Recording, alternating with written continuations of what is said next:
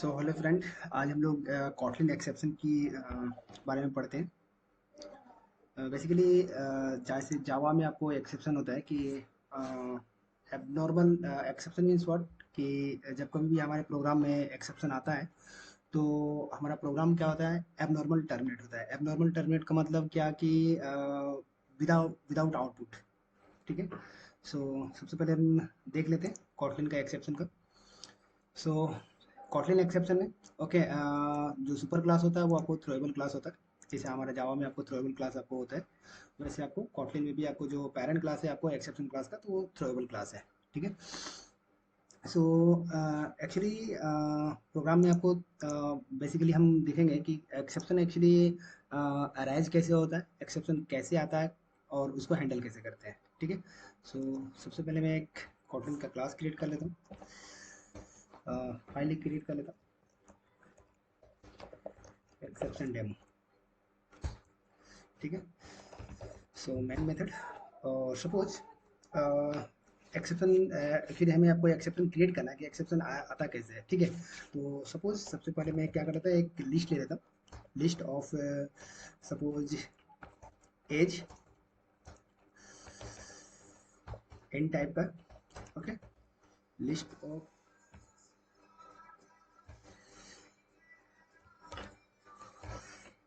Of age suppose 10, 20।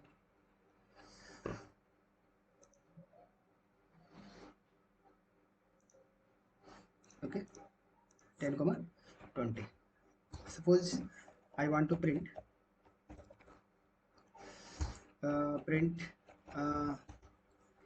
As of, इसको मैं age list कर दे रहा हूँ, age list. Okay, age list of zero index. Okay, control shift F10 for run the program. See, हमारा program अभी smooth terminate हुआ। ओके, जीरो इंडेक्स का डेटा हमारे पास अवेलेबल है। ठीक है। But I want to print like suppose age list of third index. Okay, basically हमारे पास थर्ड इंडेक्स है नहीं, जीरो इंडेक्स, वन एथ इंडेक्स है ना, second index suppose, second index. Okay, हमारे पास सेकंड इंडेक्स है नहीं, एरे हमेशा जीरो से शुरू होता है, जीरो वन है ना, लिस्ट हो चाहे एरे हो, इंडेक्स जीरो से स्टार्ट होगा, जीरो वन टू है ही नहीं। ठीक है। तो बेसिकली आपको क्या होगा प्रोग्राम कि से आपके पास 10 तो आया आउटपुट, ठीक है। 10 पर आउटपुट आने का इसको मैं एल एन कर देता हूँ, प्रिंट एल एन। ठीक है। और इसको भी मैं प्रिंट एल एन करता हूँ लाइन चेंज करने के लिए।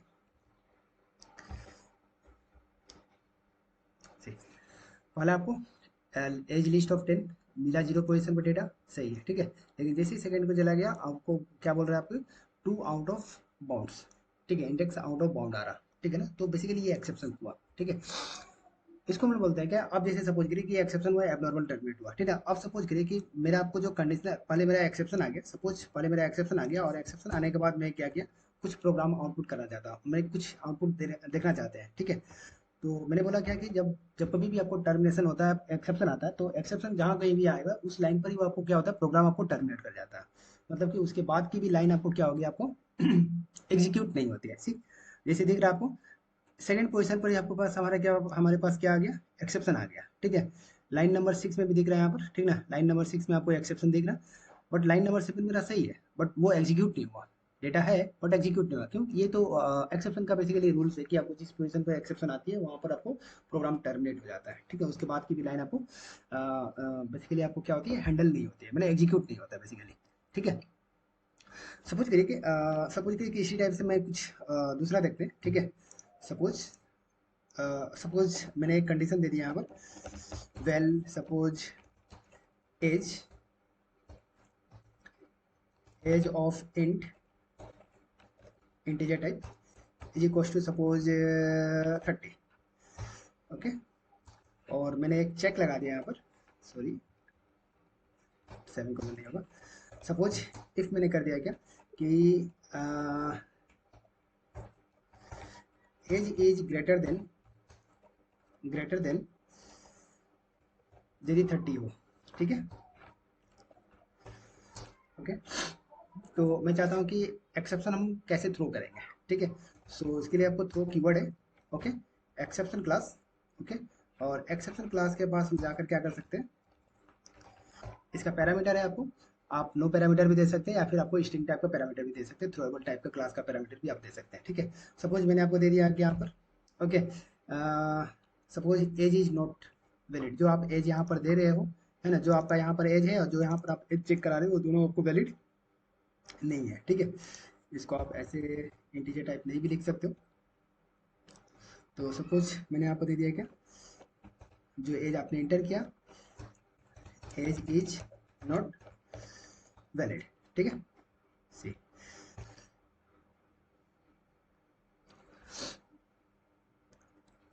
As is greater than 30, sorry मुझे आपको 31 कर दिया मैंने, 31 होगा तभी आपको ये एक्सेप्शन थ्रो होगा, कंडीशन मैच होगा तो। सी आपका ये कस्टम एक्सेप्शन हुआ, ठीक है। जो सॉरी कस्टम एक्सेप्शन नहीं, आपने एक्सेप्शन को क्या किया, थ्रो किया बेसिकली, ठीक है। हम अपना कस्टम एक्सेप्शन भी आपको थ्रो कर सकते हैं, कस्टम एक्सेप्शन भी हम बना सकते हैं बेसिकली। सपोज करिए कस्टम एक्सेप्शन बनाया मैंने, सो सपोज क्लास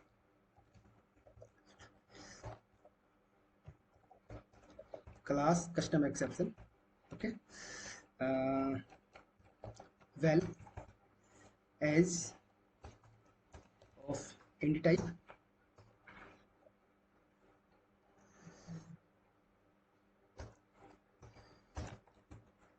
एक्सेप्शन, ठीक है। और मैं यहाँ पर आकर के एक्सेप्शन को मैसेज यहाँ से आपको थ्रू करता हूँ कि basically age is not valid age, ठीक है। See custom exception redeclaration, suppose my custom exception, ठीक है, होगा कुछ प्रॉब्लम होगा शायद, है ना। So my custom exception, okay. चलिए ठीक है, मैं आपको यहाँ पर एक्सेप्शन थ्रू कर रहा था, अब मैं क्या करूँगा, एक्सेप्शन क्लास को थ्रू कर रहा था, अब मैं कस्टम एक्सेप्शन क्लास को थ्रू करूँगा, ठीक है। तो सपोज यहाँ पर आया और यहाँ पर आकर के माई कस्टम एक्सेप्शन, ठीक है। इसका क्या पैरामीटर है, इंट टाइप का पैरामीटर है। सपोज मैंने आपको दे दिया, आपको यहाँ पर आपको दे दिया मैंने एज पास कर दिया, कौन सा एज, जो आपने ये एज दिया हुआ, ठीक है, इसी एज को मैंने यहाँ पर पास कर दिया, एज, कंट्रोल शिफ्ट F10, ठीक है। दिख रहा है आपको, माई कस्टम एक्सेप्शन क्लास है और उसके अंदर आपको जो आपने एज पास किया था वो एज, और एज से आपको उसी को इसको हमने क्या कहते हैं, एक्सेप्शन थ्रो कराया था, तो इसलिए दिख रहा है आपको 31 age is not valid, clear है, ठीक है। नाउ नेक्स्ट थिंग क्या है कि ये तो एक्सेप्शन आपने थ्रो किया, ठीक है। बट एक्सेप्शन थ्रो करने के लिए सपोज एक्सेप्शन तो आपने ये थ्रो किया, ठीक है, उस एक्सेप्शन को हैंडल कैसे करेंगे। एक्सेप्शन को देखो हैंडल करने के लिए क्या है कि कॉटलिन के पास क्या है कि ट्राई कैच ब्लॉक है, ठीक है, ट्राई कैच एक्सेप्शन, ठीक है। ट्राई ट्राई के अंदर आपको जो ट्राई ब्लॉक है, ट्राई ब्लॉक के अंदर आपको बेसिकली वो स्टेटमेंट्स होते हैं, ठीक है, जिसमें चांसेस होते हैं कि यहाँ पर एक्सेप्शन राइज हो सकते हैं, यहाँ पर एक्सेप्शन में भी आपको आ सकता है, ठीक है। तो आपको ऐसा लगता है कि एज ए प्रोग्रामर कि जिस लाइन ऑफ स्टेटमेंट में जिस लाइन में आपको जो कोड आप कर रहे हो उस कोड में आपको कहीं पर लग रहा है कि आपको इस लाइन में आपको एक्सेप्शन आ सकता है, ठीक है, और उस एक्सेप्शन के कारण आपका आगे का जो लाइन ऑफ कोड है वो आपको एग्जीक्यूट नहीं होगा, तो ऑफकोर्स उसको क्या करो आप ट्राई ब्लॉक के अंदर रखो, ठीक है। ट्राई ब्लॉक के अंदर बेसिकली वो कोड रखते हैं जिसमें आपको एक्सेप्शन आ सकता है, ठीक है।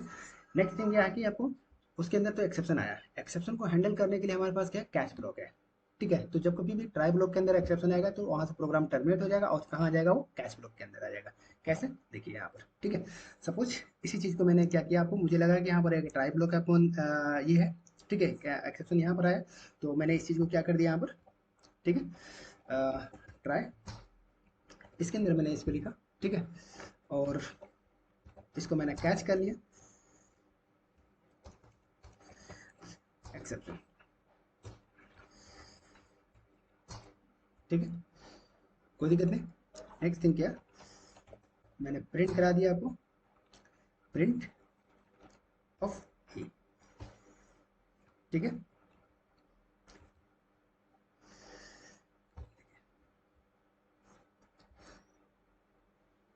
ठीक है, दिख रहा है आपको 31 एज इज नॉट वैलिड। ठीक है, अब आपका ये प्रोग्राम आपका यहाँ पर टर्मिनेट हुआ ये। ठीक है,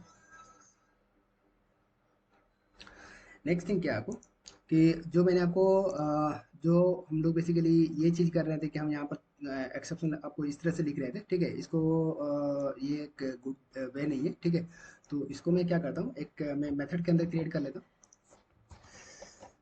फंक्शन एक क्रिएट कर लूँ, function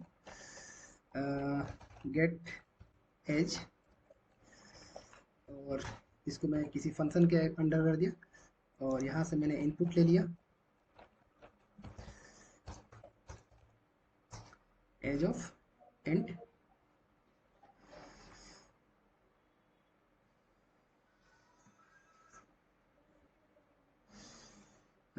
conflicting overloading public,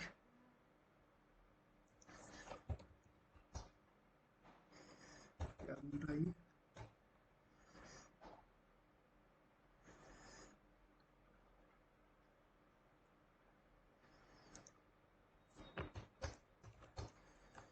unit return type नहीं,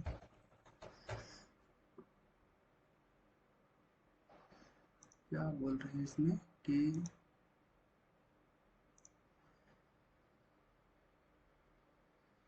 unit define in the file कुछ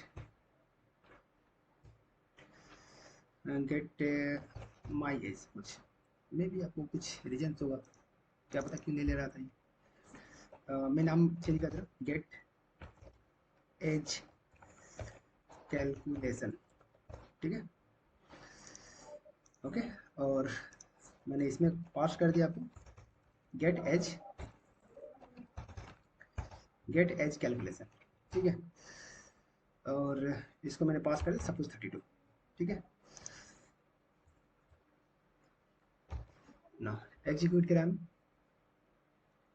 ठीक है, फाइन, कोई दिक्कत नहीं, एक्सेप्शन थ्रो हो रहा है। ठीक है, नो, ठीक है, एक्सेप्शन थ्रो हुआ है यहाँ पर, और चाहते हैं कि कोई एक्सेप्शन थ्रो होने के बाद भी आपको चाहते हो कि आप एक्सेप्शन थ्रो होता है वो कैच ब्लॉक के अंदर है, बट आपको कैच ब्लॉक के बाद आपको देखते हैं ट्राई कैच के साथ एक आपको होता है फाइनली ब्लॉक। ठीक है, फाइनली ब्लॉक एक ऐसा ब्लॉक होता है जो ट्राई के एग्जीक्यूट होने के बाद भी आपको एग्जीक्यूट होता है, कैच के एग्जीक्यूट होने के बाद भी एग्जीक्यूट होता है। मतलब आप चाहते हो क्या कि आपका प्रोग्राम में आपको कुछ ऐसी चीज़ें चाहते हो कि जो आपको चाहे आपको एक्सेप्शन आए एक्सेप्शन ना आए। ठीक है, लेकिन फिर भी वो जो कोड स्टेटमेंट्स है, ठीक है, कुछ ब्लॉक्स हैं, वो आपको फिर भी आपको एग्जीक्यूट होना चाहिए। उसके लिए आप क्या लिख सकते हो, फाइनली ब्लॉक लिख सकते हो। ठीक है, तो सपोज मैंने आपको फाइनली ब्लॉक लिखा है यहाँ पर। ठीक है, अ, और यहाँ पर कुछ भी आपको कर दिया, this is finally block, block, this is finally block. ठीक है,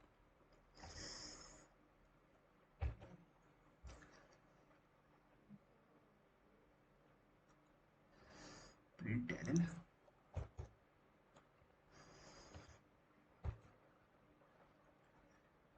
सी, सॉरी इसके बाद नहीं, इसके बाद एलन को,